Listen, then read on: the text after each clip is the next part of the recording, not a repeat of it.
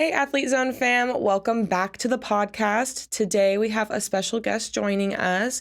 She just left volleyball playing for the Vegas Thrill, and she has made a name for herself on the court and is now making a name for herself through her own brand. So, our guest today is going to be Lauren Jardine. She is a standout opposite no longer playing for the Vegas Thrill, but she played volleyball. And she had an impressive high school career and a college career, and now she's building something even bigger, her own personal brand.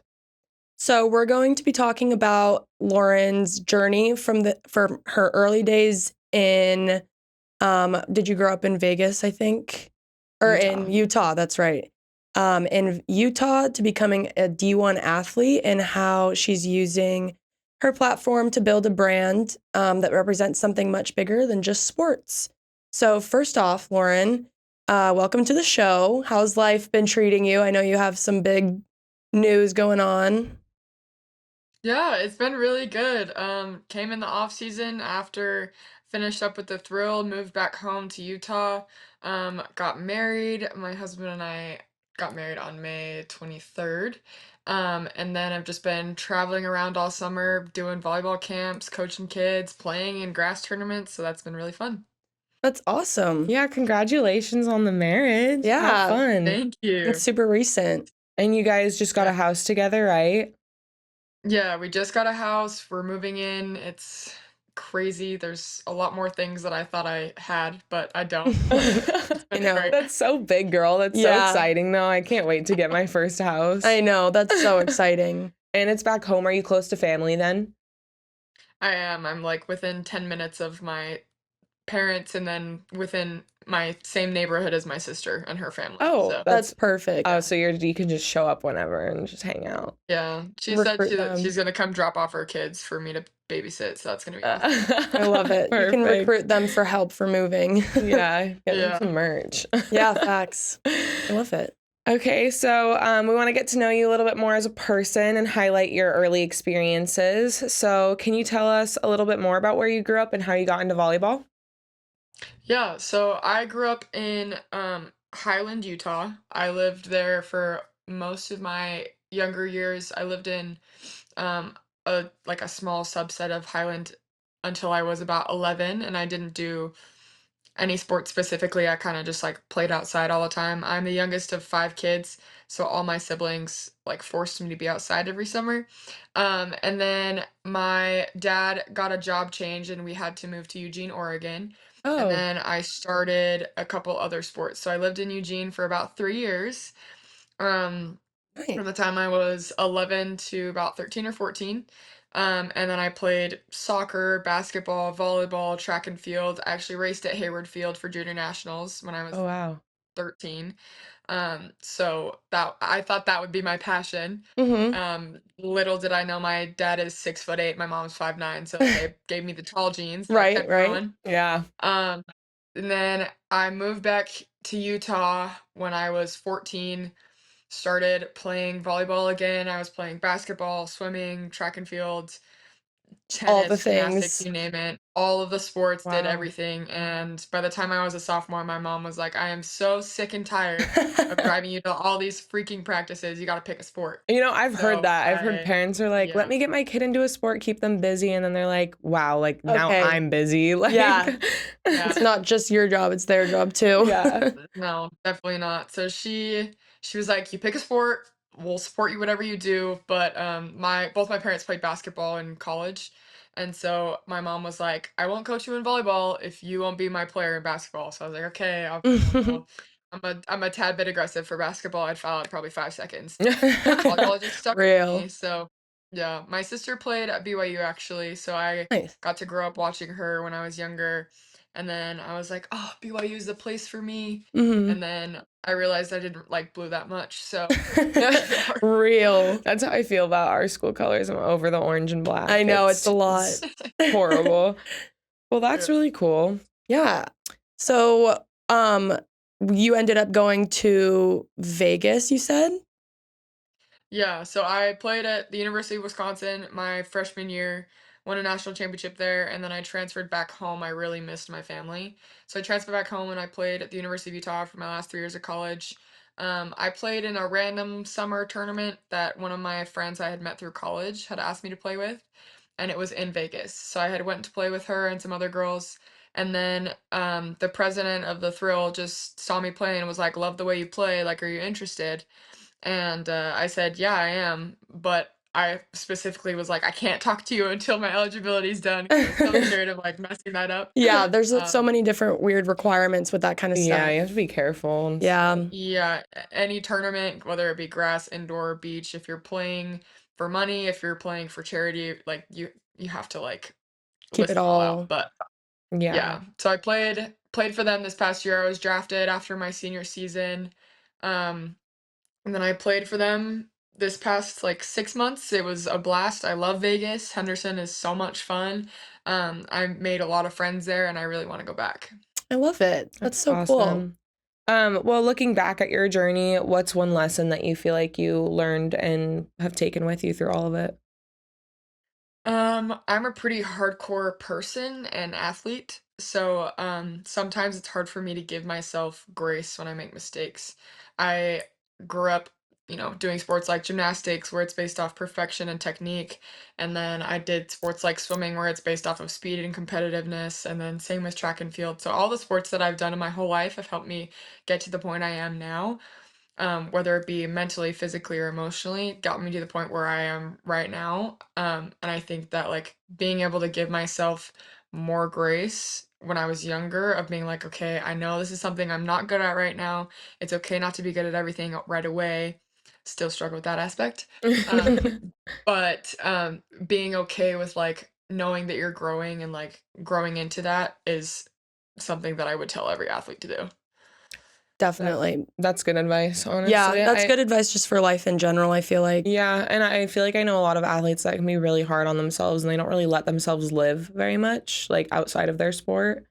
And Like yeah, it can it can be consume hard. you because it's like a whole lifestyle. So And then when you decide like you're done with the sport, if you don't do any pro after college, like you kind of can have an identity crisis if yeah. you don't know what to do Well, without it. it takes up so much of like your whole experience. Like even in high school, you're going to school for a full like 6, 8 hours, and then you're going to practice after every single Hmm. day. It's a So you have full-time another job. 3 hour practice after, plus you make sure that you're like eating and recovering and doing all these things. And then you get to college, and then you have to do everything by yourself. You don't have the security of staying at home with your parents. You have to pay for more things. You have to Hmm. make sure you get there on time. You have to take care of your body on your own. You have to like make sure you're doing your schoolwork. And luckily, almost every single university has enough support systems to where they have people that help you with like the time management, with tutors, with, nutrition, with all these things that help you get to the point where you can kind of relax within what you're That's doing. good, But yeah. it's still, you have maybe one off day, and that's the day you're doing laundry, grocery shopping, or Fitting it like all catching up in. with friends, and you're trying to fit all that into 24 hours. It's just not, it doesn't work all the time. Yeah. Yeah. Okay, well, the early days were obviously a huge part of shaping who you are today. But stepping into college athletics, whole other level. So let's talk about that transition. What was it like going from high school to becoming a D1 athlete? I thought I was busy in high school. I had no idea. Had no idea. I changed my major 3 times in college. Oh gosh. I will profess to tell everybody to just pick your major and stick with it. But I started off with English literature, and then I had to change my whole schedule, and I was going to be a veterinarian. And then I had to change my whole schedule again, and then I did my economics degree in 2.5 years. So Nice. Oh, okay, I cool. didn't realize how much time I would need to like spend on homework, spend on studying, spend on like reviewing all the topics, because school has always been easy for me. But then you get to college and you're like, okay, I'm not sitting in the classroom all the time because my senior year was COVID. Mm. And so Hmm. like I did all of my classwork online and I thought it was so easy. And then I got to college and I was like, dang, this kind of hit me. Yeah. So it was a difficult transition at first. I'm not a very good test taker, and because I didn't have any like standardized tests from the year before. I had to take tests to get into the university, and I hate tests more than Mm-hmm. anything on this planet. And so I like got put into some easier classes to start off because came in to a season. So fall season is so much busier than a spring season because you have games, you have travel, you have double the amount of practice time, you have more weightlifting sessions, and you're trying to fit all of that into where it's snowing in Utah, and you have to add an extra time for driving to and from practice Oh because there's gosh. snow on the ground. I couldn't So even imagine that. yeah, and it's even more difficult when you like live further away. So like I lived Mm-hmm. at least 30 minutes away from my Oh campus my at Utah, and driving home during traffic was terrible. Yeah, and then I had changed to living 5 minutes away, and I was like, this is perfect. Yeah, that is a game changer for sure. Yeah, and now, so you're not playing right now. Is that like, what's that like? You went from this full like 12-hour schedule basically a day Yeah. to now you're a little free. Like, is that nice, or Yeah. is it kind of like, I know a lot of athletes, once they lose that schedule, they like kind of feel anxious, like they don't know what to do with themselves because they have so much more free time than what they're used to. I feel like there's a fine line between using that free time for mental recovery. College, you're just going straight for 4 years. You don't really get a break because you come early in the summer and you're practicing the whole time, and you go on a European trip, or you go on trips with your team in the summer, or you try and go on like family trips, but you shove so much into 4 years that when you're done with it, you're kind of like, okay, yeah, what do I do now? But at the same time, like, okay, this is a good little break. So after I was finished with my last game, I had 2 days and then I went to Vegas. So I spent it was like we had a game on like a Thursday, and then I spent that Friday. I was like crying, like, oh, my career is over. I'm done with Oh. college. Like, I'm gonna tell Yeah. my friends. And then the next day I packed up my car and drove down to Vegas. So, really quick turnaround Mm-hmm. again. And then I played that whole season. My husband moved down with me with our two dogs, and we just like try to make it work every day. It's a lot smaller schedule than college. So I'm Mm-hmm. not doing any classes. I wasn't doing any internships at the time, and so I was like, okay, like how am I gonna make this time that I have off efficient, because you have two lifts a week, you have one conditioning circuit, and then you have practice 4 to 5 times a week. And it was a lot more lackadaisical than college. Like you matched all of your shirts, everybody matched shirts, and you'd all arrive around the same time. And we all lived in the same place, so everybody would kind of just carpool together, and so we'd all be there on time. But after that, it's like this person's going to the park, this person's going to, this cafe to eat, this person's going home and sewing a dress, this person's, going shopping. Like there's so much to do in Vegas that it's kind of just like, yeah, do whatever you want. Yeah. But it's like I said, there's a fine line between having free time and doing whatever you want versus figuring out things that you needed to do. So like I Yeah. would Mm-hmm. go home after a lift, and I would go and I would watch film from the last week and figure out things that I wanted to work on, because I feel like there was a really short turnaround time between lift and practice.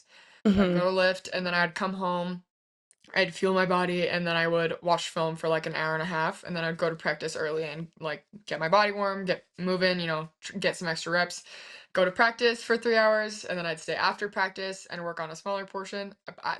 Mind you, I'm psychotic about this sport, so I was gonna say you are a Yeah, dedicated that's athlete. Like dedication. I haven't heard this from many athletes. Like I know they're dedicated and they work hard, yeah, but this is you're yeah. committed. Yeah.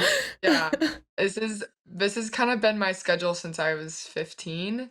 I would go to school, I would work out in the morning, I'd go to school, and then after school I'd have high school practice. And after high school practice, I would drive straight to my club, and I would be at my club from 5 p.m. to 8 p.m. working with older teams, younger teams, helping out coaching and getting extra reps myself. So that was every single day in high school. And then I went to college, and I would go into my own time. I would play in grass tournaments, sand tournaments, indoor tournaments, overnighter tournaments. I would, you know, play any and all volleyball I could. I'm watching volleyball, I'm watching film, I'm watching men's and women's volleyball, I'm watching like kung fu volleyball, which is actually crazy to watch. You guys I've should look at that. Never heard of never, that. yeah. Insane. It's mostly in like Thailand and Vietnam, like, but they play on like it looks like a badminton net, but they're like kicking the ball. They're touching and kicking the Oh, ball in there. It's so cool. Yeah, I'm gonna have Um, to look into that. That maybe sounds we can really go cool. play around after this. I know. Yeah, do a little kung fu volleyball. But good for you, girl. Yeah. You are a dedicated queen for sure. Yeah. Is your family pretty sports focused? Like, is this kind of normal for like were your siblings like that with their sports or? So like I said, my mom and my dad played basketball. My Mhm. mom also ran track and did volleyball in college. So she did everything So yeah. while Yeah. on top of school. So So she yeah. did it. My older brother did ballroom, and my sister played volleyball and did ballroom. My middle brother played, um, he swam and he also did ballroom. And then my younger youngest brother, who's older than me still, he didn't do any sports. And then there's me, and I did like Everything. all of them. Yeah. Gotcha. Oh geez. So it That's a lot. definitely runs in the family for sure. It's probably Yeah. nice, like growing up having, like your mom having done all of that. It kind of showed like where it can grow to and like what it can actually like lead to, like so many opportunities and stuff. So it must have been nice Yeah. to have that like motivator, I guess. Yeah. Yeah, it was really awesome watching my sister too, because Hmm. I was a very impressionable age, and seeing like volleyball, I was like, ah, it's just my sister playing, like it's not that big of a deal. And then I would go to games and I would see other people's reactions to it, and I'd be like, oh, this is kind of cool. Yeah. Yeah. But it is nice because my husband plays volleyball with me. He plays on the semi-professional pro team here Oh. in Utah, so Oh, we all nice. You, play in every tournament, everything. So you yeah, said you have two dogs. I Tell me do, more. yes. What kind of Need to dogs? know more. That's what I love. So my older one, he's almost 12. Oh. His name is Aw. Leo, and he is a blue tick coonhound. He I don't Ooh. know if I know loves that. to, so it's a Walker tick coonhound, and then a blue, I think it's a blue Walker, Uh-huh. and they're mixed. But he's mostly base white with like brown, black, like tan spots all over him, Cute. and he's Insert old, so photo. like Yeah. I'll send you guys one. You can put it in. Yeah. He's the cutest little boy, but he loves to dig holes and he loves to yell at sirens. Oh Oh, my I love gosh. Down the that. road, down the He's a road with true the fire dog. truck going down, and he was just, but he doesn't bark. He like, Like just the howl yeah, almost. yeah, I love yeah. So that. So cute. I feel like it you would doesn't have have a a. I feel like you'd have a dog that's like really into swimming. Like I feel like the athleticism like just bred into your dogs too. So that's my puppy. That's my puppy. His name is Trunks. Oh, Trunks, are you stop. See, I kidding? knew it. I knew it ran in the family. Yeah, he's 2.5. He is a 95-pound yellow lab. Oh. His my head is probably like this big. He's got a huge head. Oh, my big head God. I guy. think he's mixed with a little pit bull because he used to eat rocks when he was a puppy, so he's a little just not all the way there. My pit bull does the But same thing. no, he's like obsessed with water. Like we have Oh a my hose in the gosh. backyard. We had a fire pit and we had a hose in the backyard, and he just is flying and like trying to catch it. Uh-huh. And my parents have a pool in their backyard, and he like will not leave the pool. Yes. Oh my Oh my gosh. Start gosh. coughing because he's drank so much water and he's in the Yes. pool. I'm like, get out, It's like get out. yeah, that thing's just pure muscle probably. Just from swimming for 20 hours straight. Oh my gosh, Yeah, I he love pulled me that. up 14 miles up a mountain. Yeah, he's Yeah. pretty. Oh my gosh. That's crazy. So your little workout buddy, that's really fun to have a little buddy to go on some adventures with too. Yeah, he's my little car ride buddy. We go everywhere. But my hound, he's my cuddle buddy. If Oh. I have a blanket over my legs, he'll like come and like claw me and Mm-hmm. go. I have a hound dog He's my too, and cuddle bud. always under the blankets. Yes. Yep. They love them. So cute. Okay, as much as I love dogs and I would love to keep talking about dogs, I want to hear more about you. So tell me what was the most like memorable, like happiest experience you had over the course of your volleyball career? Like just like in that moment you were like, this is why I do this. It's a hard one. I have two. Okay, go for it. Three. I have Three. Okay. My high school, my senior year, we won the state championship. Awesome. Year, I had transferred from another school and had a lot of backlash from my previous school, and I was having a really hard time because of COVID. Mm-hmm. So that year, I tried really hard to be a better teammate and figure out what my team needed of me.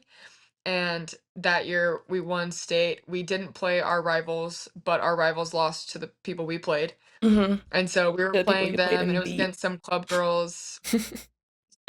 We played against some club girls that I had played against, and it's always competitive. It's not Hmm. like oh, I hate that person, or Yeah. like they like suck at volleyball. It's like I know you're good and I want to beat you.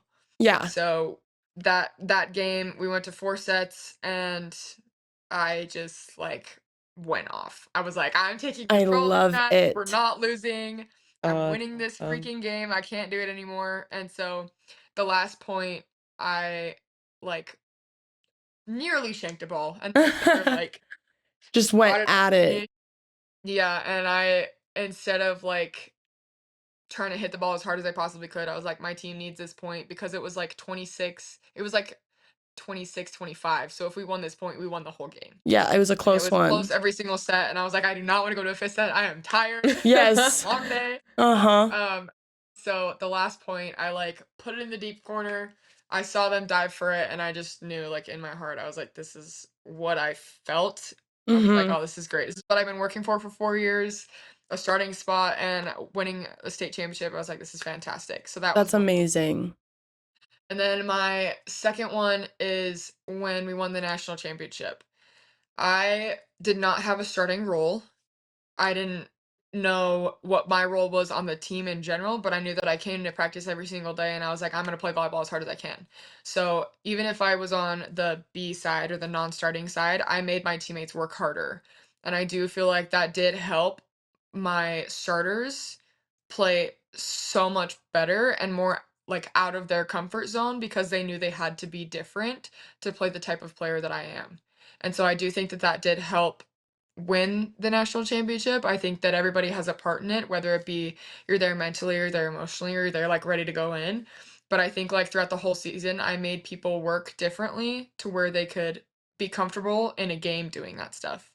And so I think that that was another moment that I was like, I may not have started or played during this match, but I know that like the things that my teammates were doing, I made them do that in practice. And Mm-hmm. so that was another moment for me that I was like, I'm helping my Oh. team. And then my third was my last game of my college career. I had worked so hard and had so many headbutting moments with coaches, with teammates, with parents about like staying and being in this program. And I was like, no, I'm going to make it work. I'm going to make it like the way that I know that this program should be run. And the last game, I was like talking to my team before in the locker room. I was like, we're leaving this all out on the court. We had 8 seniors that year, and, Oh, so like, everyone was everybody was leaving. leaving. Yeah, that's an Yeah, and I emotional was one like too. yeah, and we had not had great seasons before then, and I was like, "It's not happening again. We're taking control, and we're gonna win." And I made the joke, I was like, "I've never Period. lost to Marquette. It's not happening." So we got back to the NCAA, like, 1st and 2nd rounds, and it was the 2nd round game, so we hosted at home, which was really, really awesome. Mhm. Um and being able to like just look out in the crowd and see all these Utah fans that have been there, the Oh. entire 3 years that I'd been there, it was fun. My whole family, like my aunts, my uncles, all my siblings, they all came to that last game and they wore like Jardine number 7 shirts I with love Jardine it. on Oh. the back, and they all sat in the same section, and so it was really fun. And I kind of like grew to another level in that game. I was like, it's not happening. I had like 8 solo blocks, like 17 kills. I was like, That's a this is not banger right happening. We're there. winning this game. Oh. I literally bawl my eyes So out. I That know. sounds so yeah, Yeah, emotional. that's one way to end a season. That's a Yeah. good one. yeah. Awesome. But it wasn't even about the volleyball. It was more about like building that connection. Like we had been through so much stuff together, that team, and like being able to like feel like I had accomplished something, even if we didn't win the game. Like that was my like that's probably my number one. Yeah. Yeah, That makes sense. That's a yeah, good ending note. yeah. It goes to show, like, I mean, when you were saying for the second example, like just how important it is to be actively engaged in the game, like even if you're not playing. Like there's so much more that goes into being an athlete at that level than just sitting back and waiting for your turn to go out on the court and play. Like that just it shows how much dedication is required. So it's really cool. Thanks. Yeah, and so as you've grown as an athlete, you also started growing something even bigger, your own brand. Mm-hmm. So Shout out Athlete Zone. Shout out Athlete Zone. So let's talk a little bit about your brand. So for you, what does your brand stand for? It stands for things that I believe in. I think that there are things that, are offered to athletes that, seem great. They're like super, super good ideas. They can be great for most people, but I want to find things that I also support.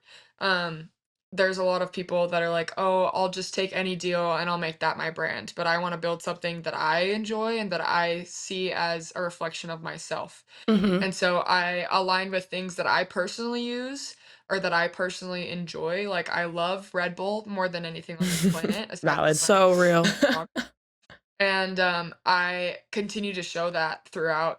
Like I have game day pictures, I have stickers, I have, Red Bull swag, like all these things that Someone I get her like. a Someone get a sponsorship brand here. deal up in here. Yeah. Shout out Red Bull for real. Shout out Red Bull. But like I wear Victory insoles. I truly believe in the science behind them of increasing verticals and speed and pain. I also like heavily I love Incrediwear. Incrediwear is something that I use working out, like going to sleep, on road trips, while I'm, playing. Like it's something that I try to align my brand and the things that I want to promote to people with things that I personally use. Mm-hmm. So like I would like Aquaphor, I would love to be a sponsor. Like Zupa's is a place in Utah, I would love to be a sponsor. Swig, Fizz, any of the drink companies. I need to try Mhm. Swig so bad. I've always wanted to Oh, try those. I've doesn't work. wanted to. I've wanted to. It sounds so good. So, where do you see your brand going in the future? Like, is there any like ideas that you have like regarding like different merch drops and stuff like that? I mean, I know that we have like the basics and stuff, but where are you thinking in the future? I would love to do like a full like athlete bag. Uh Mm. like a giveaway for like a young athlete. I would love to give them things that I personally use, like even the Uh-huh. bag, like a pair of shoes, like Victory insoles, an Incrediwear sleeve, like elbow pads, like all these things that I personally use would Mm-hmm. be like a ready to go to practice bag. I love And it. in there I would write like a note of being like, thank you so much for realizing the type of player you want to be and aligning yourself with the type of athlete you want to see. Because I feel like there's a lot of athletes that you see and you're like, oh yeah, they're the happy-go-lucky person, but that's not me. Mm-hmm. Like I am a competitive. I look crazy on the court. Like you'll see some of the pictures. I'll send you some pictures from Utah where I look Just menacing and seeing I red. look scary. I look scary on the court. I That's love just So that. there's passion. some and I know that there's some kids that see that and they're like, that's too much for me. Yeah. There's other kids that like, I haven't seen an athlete that does that. And so Yeah. I'm trying to be an athlete that like shows all of that. So it's not just one brand of player. Because Mm-hmm. there's different people everywhere. And I want to be able to show kids that they can be passionate, they can be confident, and they can be intense without feeling like it's their problem. Yeah, there's definitely like a fine line between competitive and then just straight up like Rude. rude and intense and like just not acknowledging that like everyone's there for the same reason. So I feel like that's definitely that's a Good cool thing to thing to represent. yeah. So, your brand's not just about you, it's also about the people who support you. So, what does fan support mean to you? I think it's everything. It's the reason I do what I do, not only because of strangers I've met before watching volleyball, but it's also about like my family. Like I want them to be proud of what I represent and who I've become, and I want them to be understanding of like the things that I do. And so I'm going to show myself authentically through the things that I promote and the things that I like want to show people, because I'm not going to be a fake athlete that just gets deals to get deals, She's I'm gonna authentic. Yeah, to the core. To the core. I'm gonna do things that I want to do because I want to do them, not because somebody else tells me to. I love it. I love it. Great to hear. Yeah. What Um, oh sorry. you go for it. Okay, girl. I was gonna ask, I'm kind of intrigued on so like you've been in the game for so long. What advice would you give to other athletes that are like looking to start building their brand and stuff? The worst somebody can say is no. I mean, you should always ask. I always put Incrediwear on a pedestal, and I was like, this is like the number one goal, but I have to be the biggest player in the world to do anything with them. Mm-hmm. And my husband is also my NIL agent, so helps that he knows what I want. Incrediwear, where So, you at? For real? no, Get in I here. have one, which is great. Oh, Oh, oh my awesome. Made it gosh. happen. Oh Yeah, my made it gosh. That's happen. so He's like, cool. he was like, "There's the worst they can say is no. Like, I'd rather have you reach out and have them say no than not say anything at all." So he reached out to them. They're like, "We'd love to work with her. Oh my We've seen a gosh. couple of things because I mean, I'll yeah, who make a couple wouldn't? posts and Yeah. I'll tag Incrediwear. Yeah, I love it's that. really awesome. And I think any athlete, like, if you understand that the worst they can say is no, like, there's nothing better than getting something to work out for you that didn't Yeah. Right. work out. So, Yeah. Might as well go for it. You never know what you'll get. And look at her with the Look at Incrediwear. her. That's awesome. So, what's next for you? Where to go trying from to figure here? out where to play.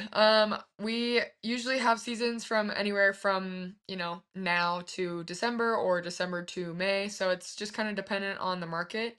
I would love to play for, any program that wants me, but my goal is to continue to play in America. But otherwise, yeah, just playing in a bunch of random grass tournaments with a bunch of random people, having fun. You can learn a lot from playing different aspects of your game, even if it's just the same sport.